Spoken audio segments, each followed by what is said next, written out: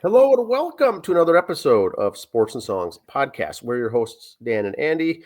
This is season 6, episode number 28, Andy, the sports edition. Yes, clicking right along this year. So today is March 19th. We're heading into a Memorial Day weekend. Yes. High school sports are ramping up here. Summer sports, winter sports are going on. The NFL just released their schedule. And we're going to talk a little sports tonight. Let's start off with the trivia, Andy. Hit it. Not sure if you're a fan of this or not, but what is the most number of NFL games in a season that's been held overseas or internationally, rather, or outside of the U.S.? That's the question. We'll get to the end. At the end of the show, we'll get the answer, but they released the schedule. Vikings are in that. I think we're going to talk about that a little bit, but how many games overseas in 2025 was the record? All right. Well, first of all, it was posted yesterday. Historical episode here today. Ooh, nice. Hit the record button to save this if you want. Okay. I was wrong. Oh, uh-oh.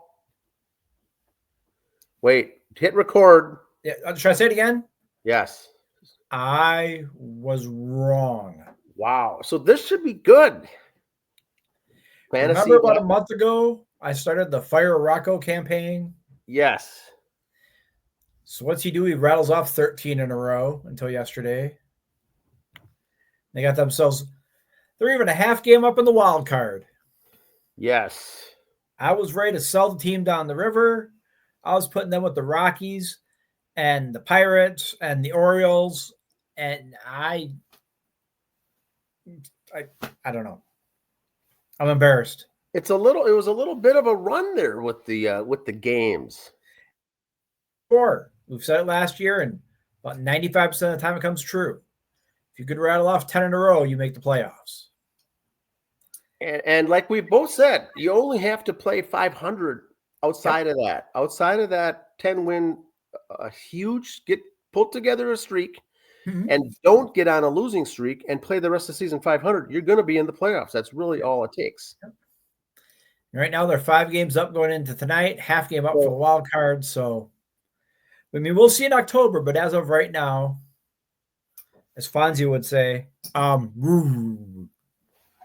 yeah, the thing I was thinking about, Andy, is they had the win streak. It's done. The pressure's off now, but it doesn't mean you have to just go 500 the rest of the way. The hole that they were in means that you still have to eliminate that win streak and then play 500 balls. So you're not coasting. You still got to you still have work to do.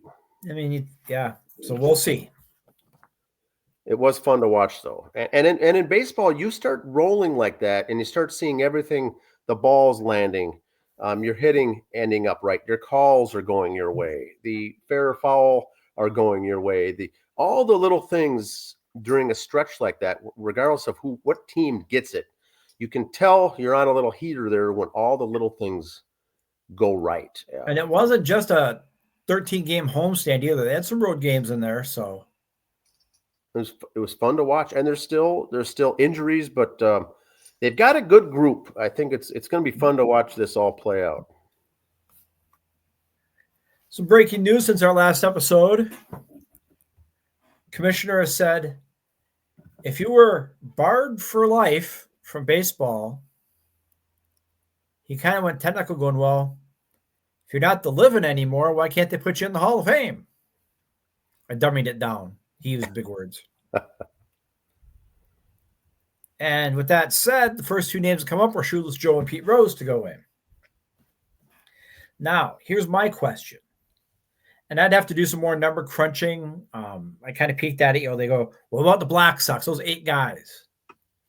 Well, the 8, I'm just going off the top of my head. I only think really arguably 5 or 6 are worth the Hall of Fame to start with. But then I could put all 8 of them in there. But they were barred for life. There's other guys that have come up. They're barred for life. But I really haven't studied their stats to see if they're Hall of Fame eligible or not, or worthy or not. with that said, do you think Pete Rose and Shoeless Joe go in right away? Does it take a while? Do they maybe have a special ceremony mid-season for 1 year to get this caught up? Because say you finally get to go in, you're, Miguel Cabrera. After your retirement, you finally got your time to get to go in, but you're overshadowed because Shoeless Joe or Pete Rose is going in. Yeah. So for the first year of these guys to go in, do you have that be a special ceremony of just those? Just something to think about. Don't want to take the shine away from the. And I just use Miguel Cabrera as an example because he's going in. So that's the first thing that came off the top of my head recently, So see how that goes. That's just kind of something to keep an eye on. I think both of these two should go in slam dunk, but how they go in and when. I mean, obviously, do they go straight to the Veterans Committee for it? Or is it, hey, your first year eligible writers get to vote? I don't know.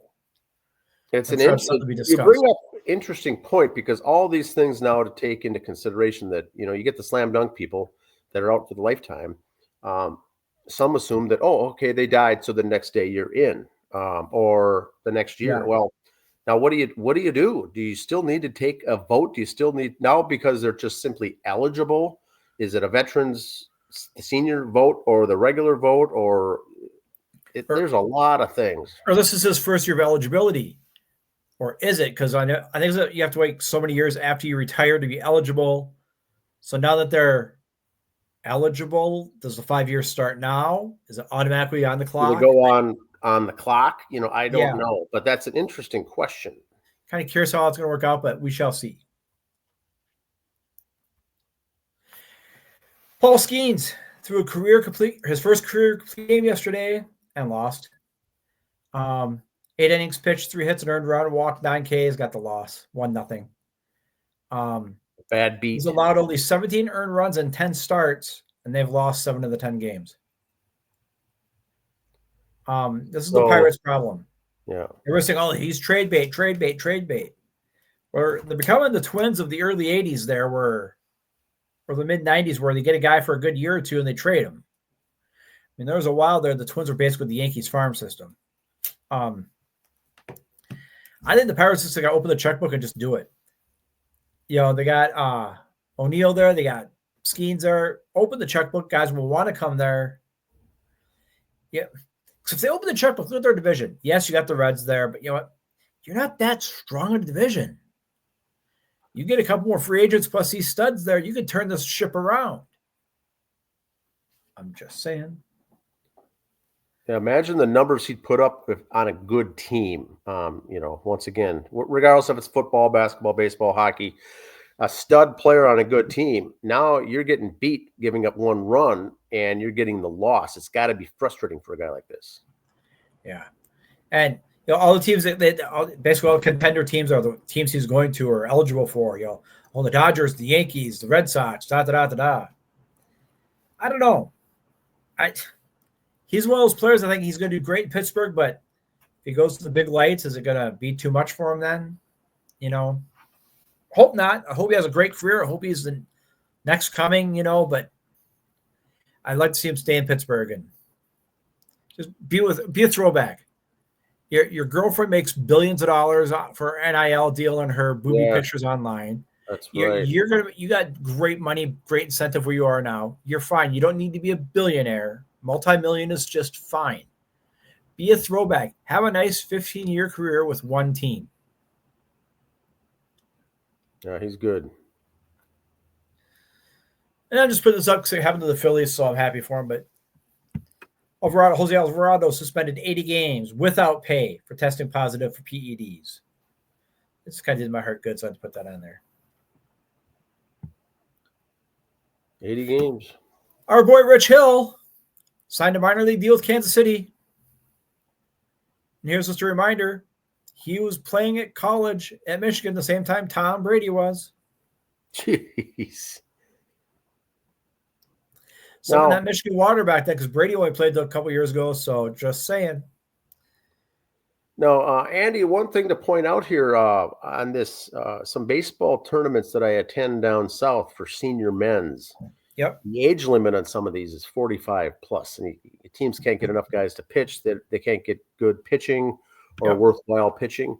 Just think of this. Rich Hill's 45. He Even would a be left-hander could do half decent. Jamie Moyer made a career of it.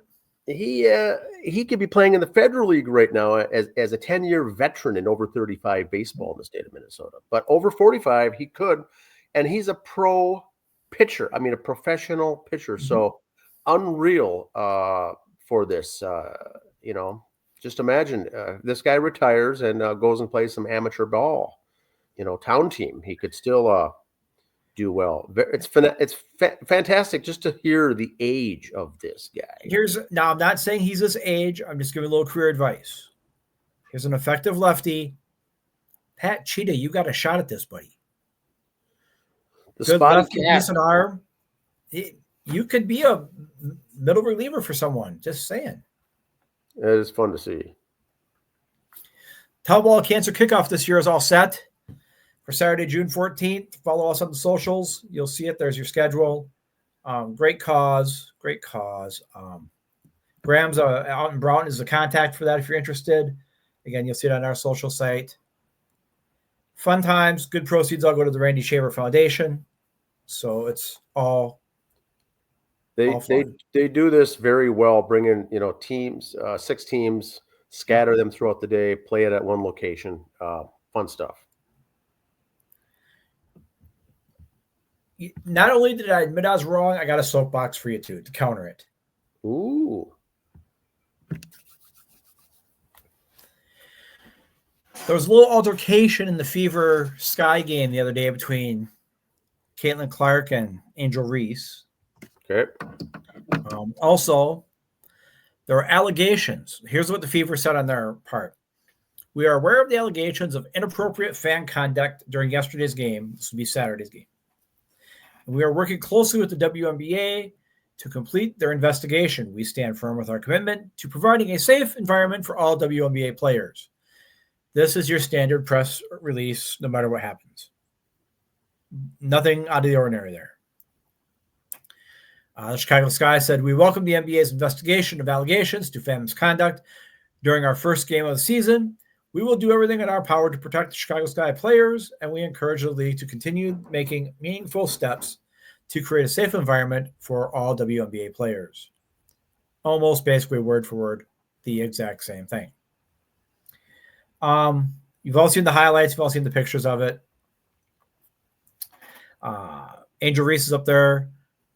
Shots made. She pushes Aaliyah Boss out of the way, gets the rebound, and she's going in for a layup. And Caitlin does what you said, and this is a play you see all the time. Person's going for a breakaway layup. Just right into the paint, 2 steps for a layup. She just reached out and grabbed her. Foul. You see it all the time. But as she did it, the point of view that Caitlin pushed her in the back, and okay, I'm being biased here. Angel Reese did her best LeBron James impersonation and flopped to the ground. Caitlin just turned around and started walking like whatever, and Angel Reese got up all huffy puffy, wanted to throw her hands and everything else, and Caitlin's just walking away. That's basketball. You should know that. You're going for a layup. Someone's going to she wrapped her up. She pushed her, didn't push her. It wasn't enough to knock you to the ground like that. It could have been just momentum. Get over it. You're supposed to be a professional. Things were said, and this is where the fan misconduct came in. And this was, I'm going to play conspiracy theorist. This was something dug up by ESPN and ABC and all those other people over there. Racial slurs were yelled. It's Indiana. Don't think there was racial slurs yelled. Just saying. That's what they wanted to hear. Fine. That was it said or not? I have no idea. It's just trying to put the separation, in my opinion, not between 2 players, but 2 races. Stop with that. That's what was making the W so great. They were just letting people play and be players. And now you're trying to turn it into the NBA and make it about race. You're going to ruin a good thing you got. Just stop. Let the players play. Frustrations come up, great. It was between player A and player B, not white girl, black girl, not whatever you want to call other titles. It was between player and player, and leave it at that. Speaking of the W, here was the championship odds at the beginning by BetMGM. The Liberty, who beat the Lynx last year, are the top seed. Las Vegas Aces are 2, the Fever 3, and the Lynx are 4. In my opinion, every other thing I've looked at, it's been those same 4 in some sort of order. But you look at the split between 4 and 5 between the Lynx and the Mercury, that's a big jump. There's a big jump between the Mercury and the Seattle Storm. So it's basically like a 4-team, maybe 5-team race. We'll see. We'll go from there. Now, Andy, on that previous point, this was the first game of the season, so the WNBA schedulers, who ultimately got the blessing, by the league to finalize the schedule, put these two pitted against each other for the first game. Right. So they knew that these guys are fire and ice and the water and oil and all this, that's going to happen. And now it did. Things happened, whether it was the fans, the base, the players, whatever. Yep. Now they have an altercation, and now they're trying to put out a fire. So one could argue that it's their own fault by highlighting this opening season game against these two when they could have just made it a regular game. They featured it. First game of the season, everyone went.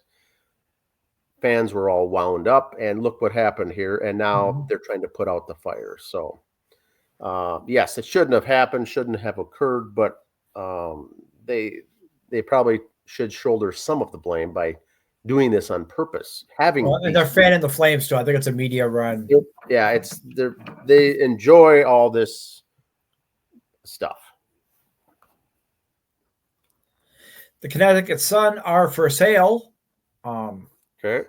I checked the Sports and Songs account, and we are not eligible for purchase. We're not going to purchase. With the Lynx, you're already in town. The league said no. They said no, it can't happen. I said we could go on a payment plan, and they said no, you already have the Lynx. Sorry. Wow. Okay. I like it. We tried. But the Connecticut Sun, when the league started, they were kind of the exception to the rule.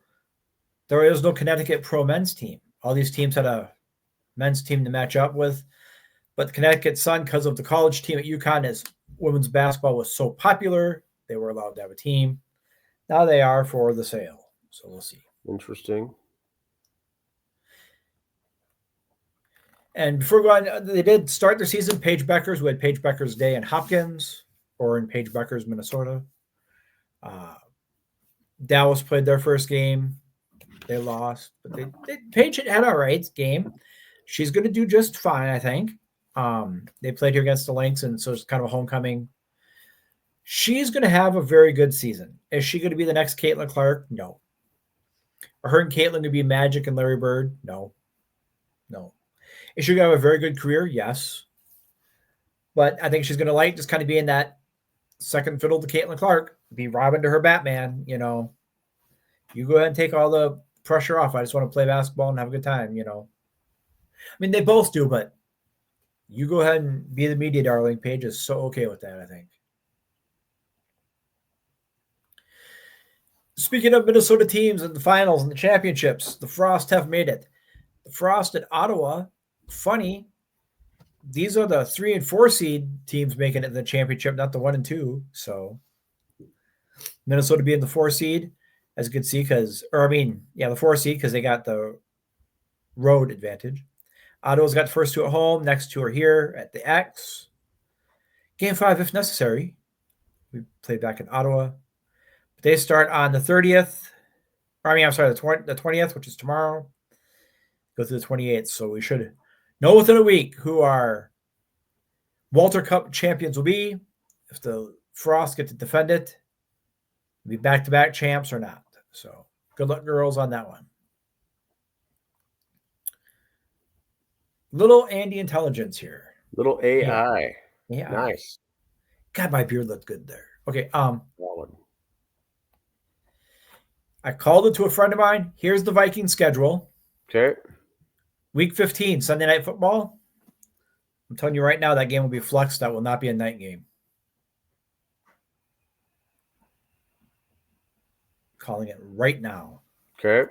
Now, what's the reason? What's the reason? Because there'll be two other teams, another matchup somewhere. There'll be a better playoff thing. Okay. I don't think these two teams will be playoff contender enough to want to be in prime time on a Sunday night. Okay. One or the other won't be doing as well. I don't care if it is two very popular teams you all want to watch. There'll be another game that's going to be more attractive, something else. Someone will be going for wins or records or something like that. I don't even know what the Week 15 matchups are. I just saw this. I saw it was the Cowboys. I said, nope, flexed. Not happening. Not going to happen. So more of a prediction. We'll write this in down in pencil or a pen on a calendar and see. Yep. Good stuff. Good stuff. But I'll peek here real quick. See who else is on the Week 15 schedule.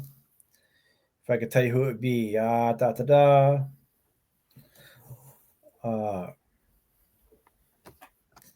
me see. Could be the Ravens and Bengals. Could be Chargers and Chiefs. Pretty sure it won't be the Jets and Jaguars. Lions and Rams, possibly. Yeah, it's no, it's not going to be those two teams. So the Vikings have a number of national games, and so that's another reason that if there's another team up there, another better matchup, this will be easy one to toss away because they're getting a bunch of limelight already. Yeah, if you count the 4:05 game as the afternoon game as a main game, because that's kind of a big deal. You got the two European games. There's 4, 5 for Thursday night, 6 for the Seahawks game, 7 for Christmas Day, 8 for that.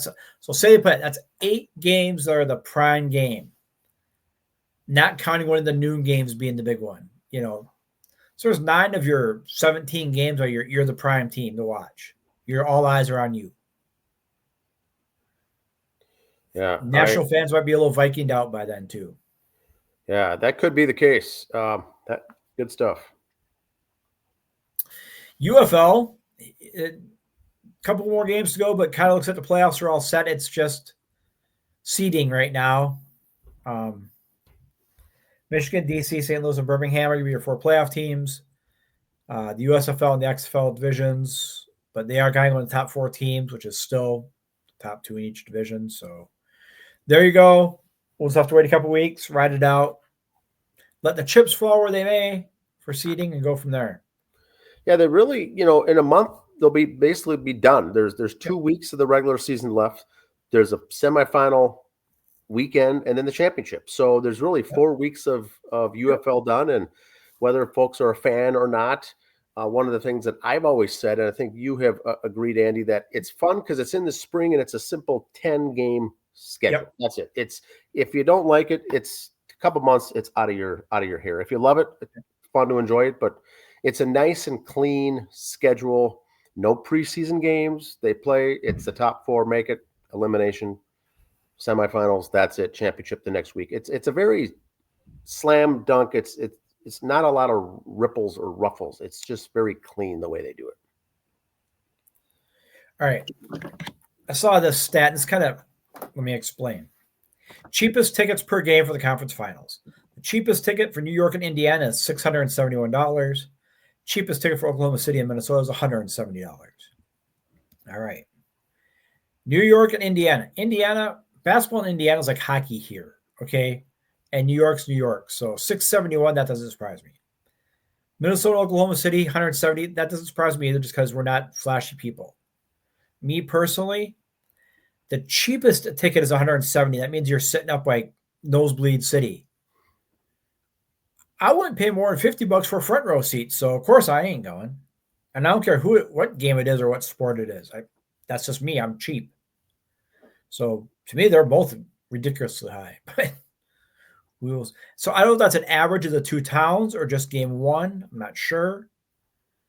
But still, $170 for the cheap seats. That's all fine and great. Yeah, that is. I'd love to see what the expensive seats are. And maybe because the market, Oklahoma City is small, and now you got New York against Indiana, which is huge. And that probably is very much true. Like I said, $50. I don't think I'm going to watch these games even on television, but Right. I'll tune in and see how they're doing and who's winning. But I'll catch the morning news no, highlights, see what happened, and go. no interest in going. But there are Timberwolves fans here in the state that are huge Oh yeah, sports fans, and I don't know if it's our age or the demographic or whatnot, but I never really got into them. I was never a big Wild fan either, but they are good.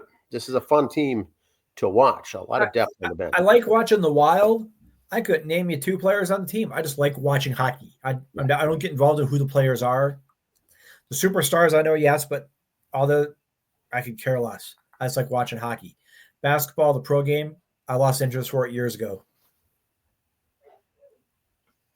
Speaking of hockey, here's the playoffs. The semifinals are set. There's only one Canadian team left. So if you want a Canadian team to be a championship, go Edmonton. I know Edmonton against Florida would be kind of cool just because of the geographic, the flight mileage back and forth. Dallas and Florida would be kind of boring, but flight time anyway. But Edmonton and Florida would be kind of cool because of all the flying in between. But Oilers and Stars on the West, East, Florida, and Carolina.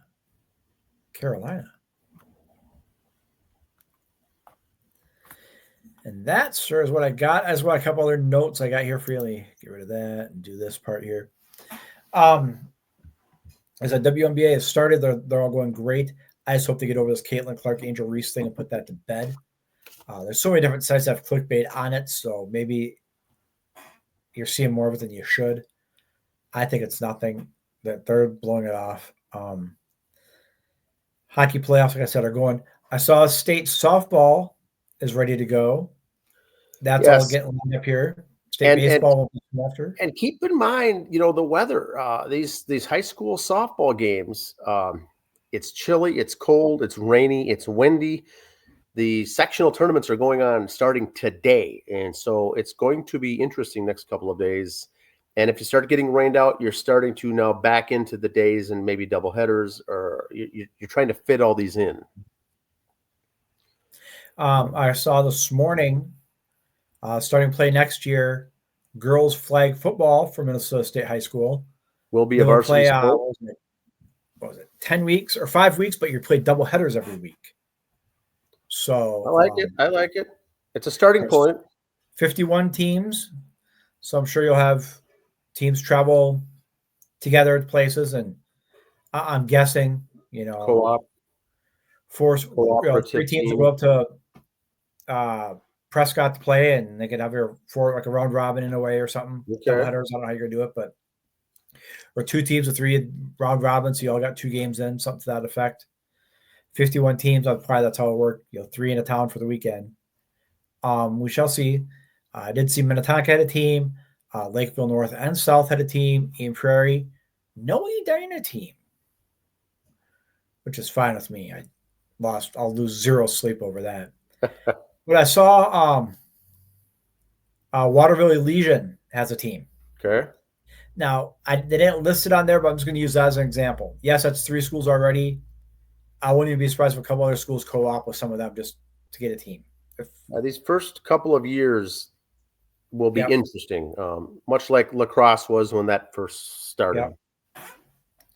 And their season is end of April through the first week of June. So it's after hockey's done. So after basketball's done. So spring. You'd be like UFL. Yep, exactly. And to a point,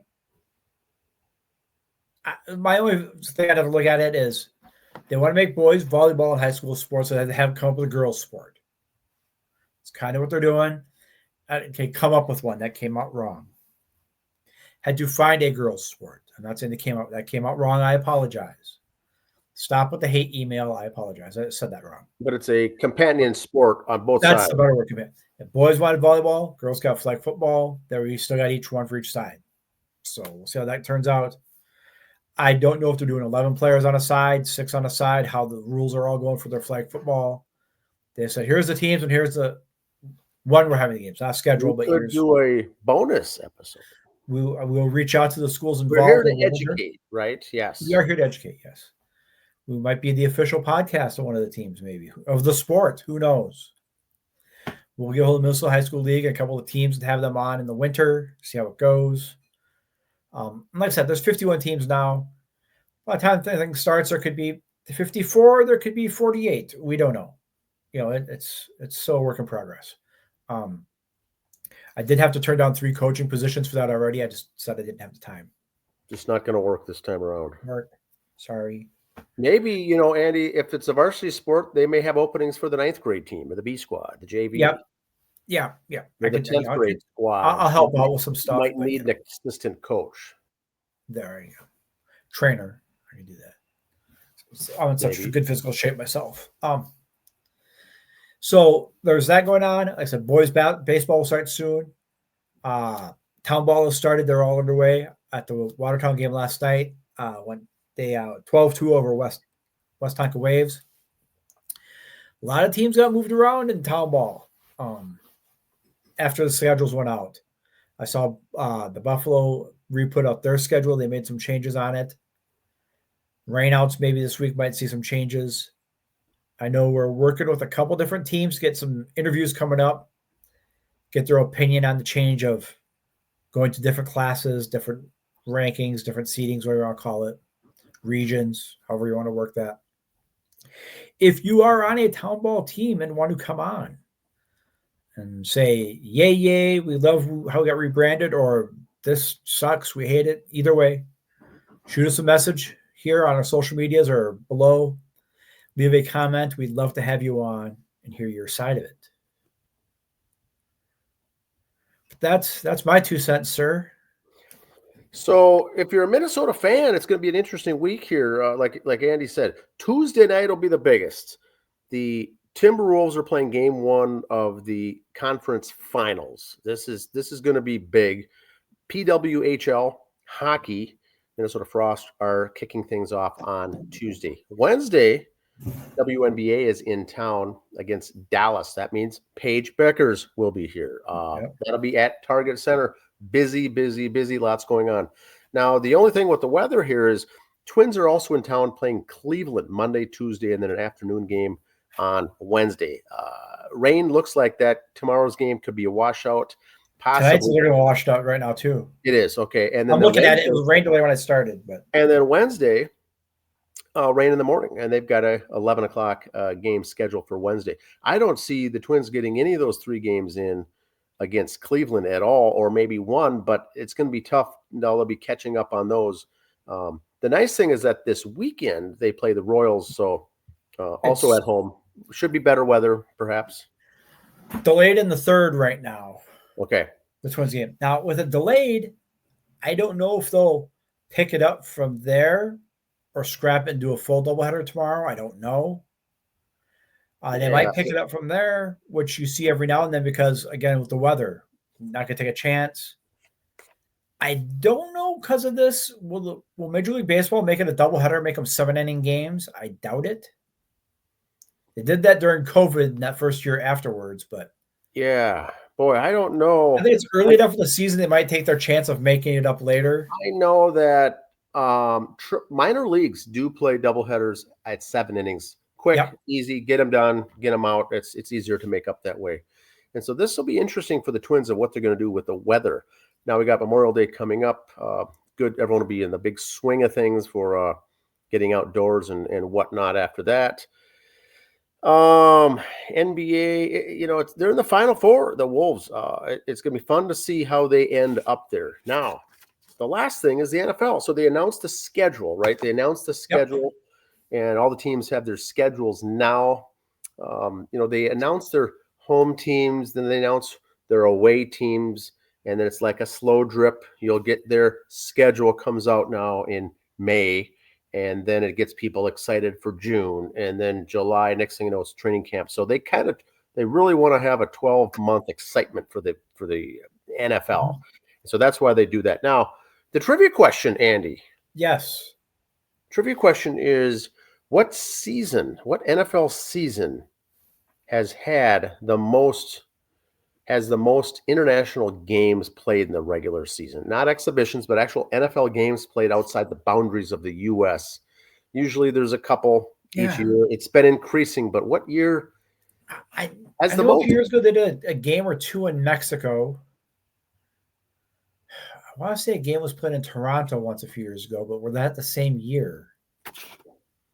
Yeah, this is the same year. I'm going to say it had to be some odd thing like years ago, like 10, 15 years ago. So I'm going to say like in 2012 or something like that, something goofy. The answer is this year, Andy. It has yet to be played. 2025 is the record. There's going to be 7 NFL games played out of the country this season. 7. Now, the Vikings, of course, when the news came out, they're going to be playing in 2 of them.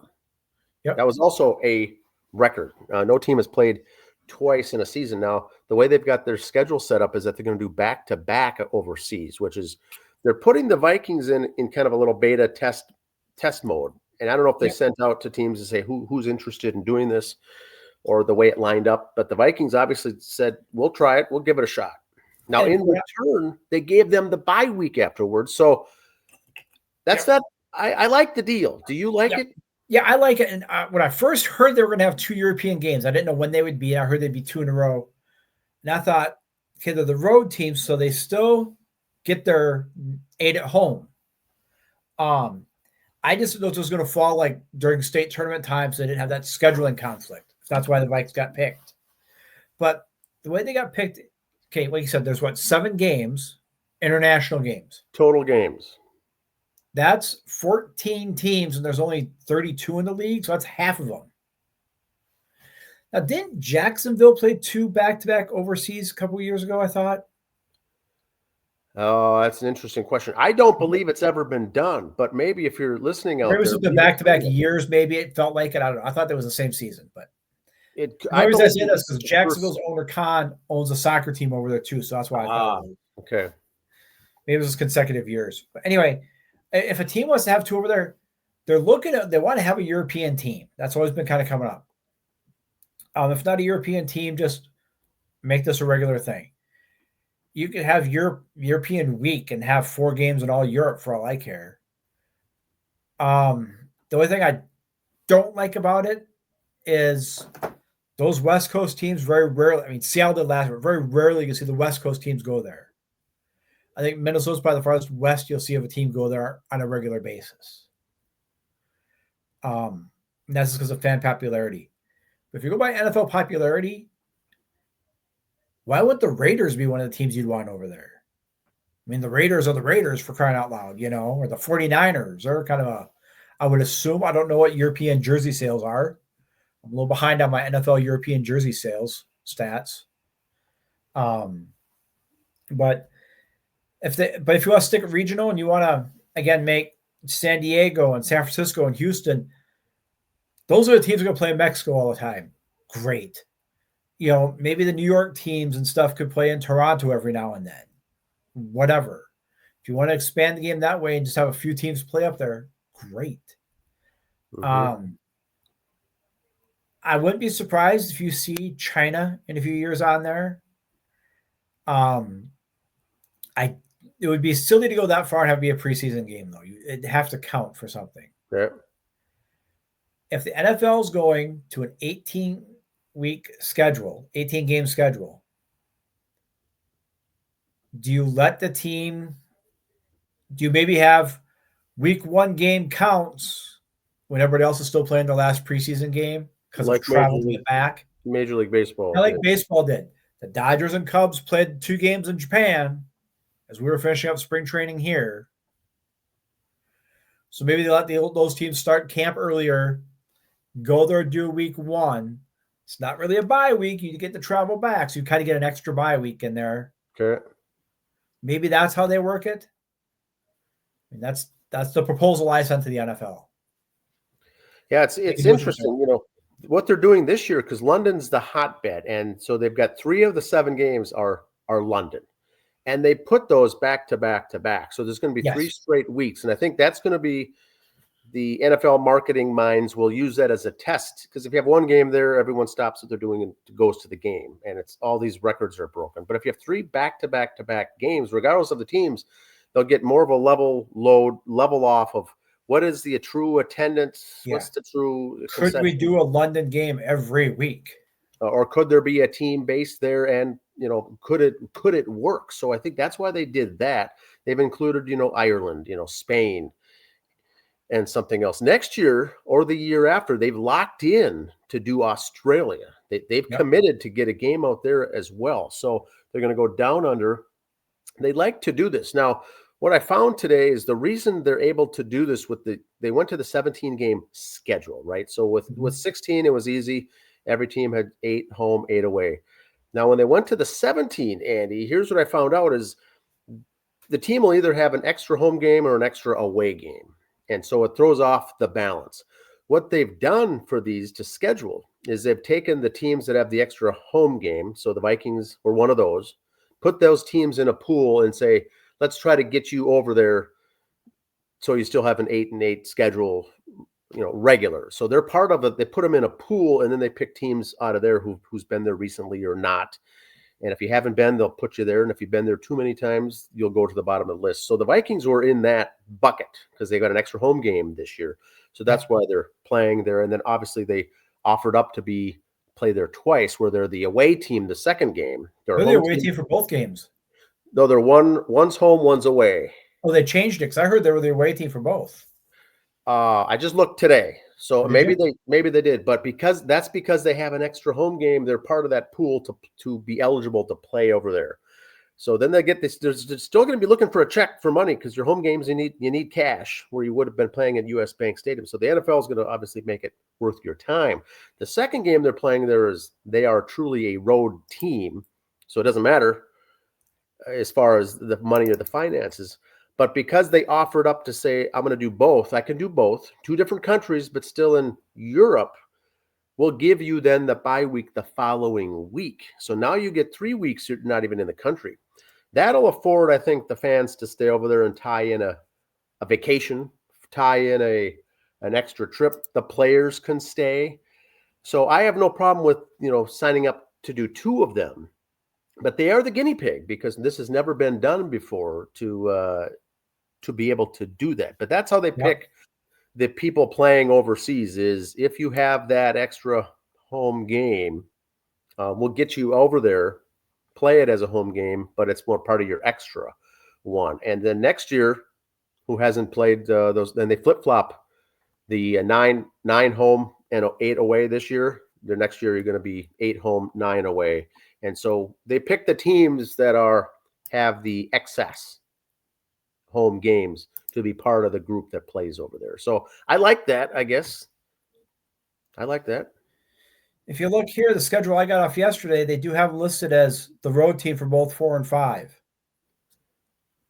4 and 5, Ireland, Vikings at Steelers, at Browns. Interesting.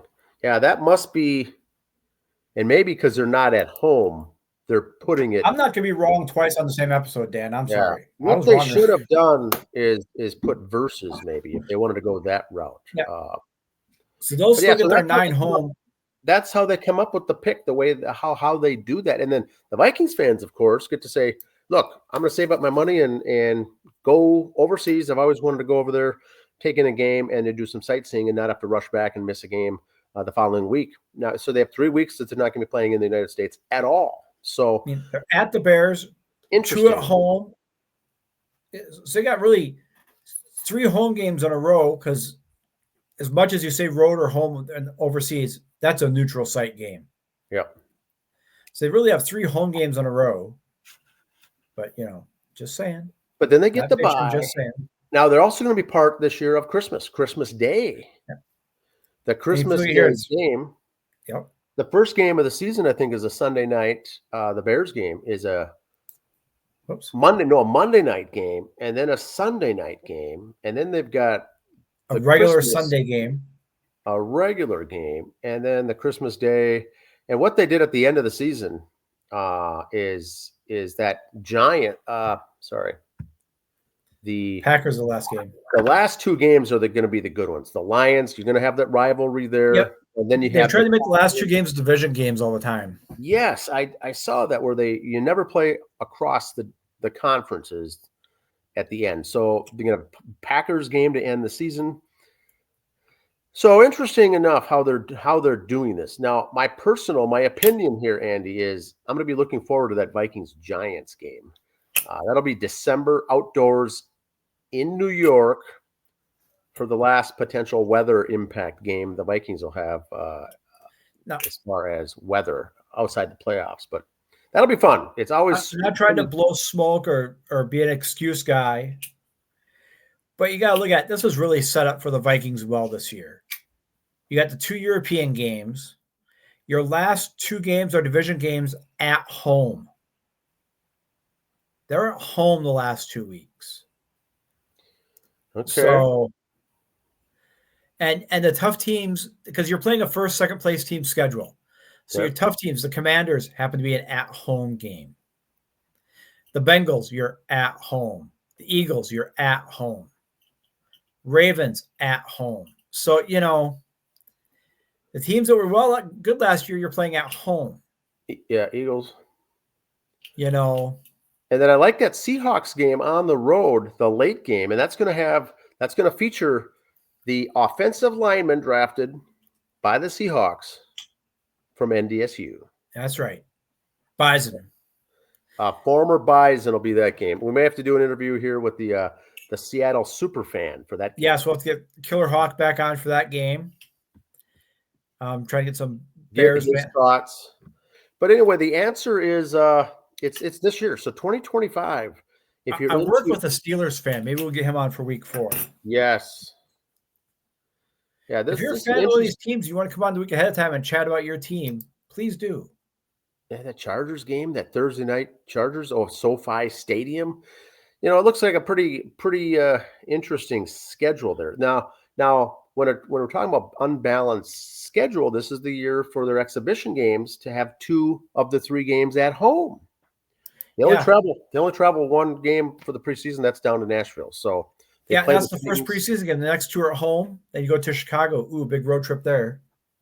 So very favorable setup, I believe. So very favorable. But we will certainly have Vikings pregame interviews, preview shows as the season gets nearer. Also some prediction shows. I can imagine we'll have some things as well. That's all I've got. Anything else, Andy, for sports? That's all I got. Like I said, playoffs for the Frost. WNBA is starting. Girls high school softball is starting. Town ball is starting. High school. So for high school varsity baseball, this is the last. They're entering the final week of the regular season, and they'll be heading into sectionals as well. So this is all going to go pretty quick here as we go. Next thing you know, we'll be talking fantasy football. Exactly. All right. Have a good week, everyone. See ya.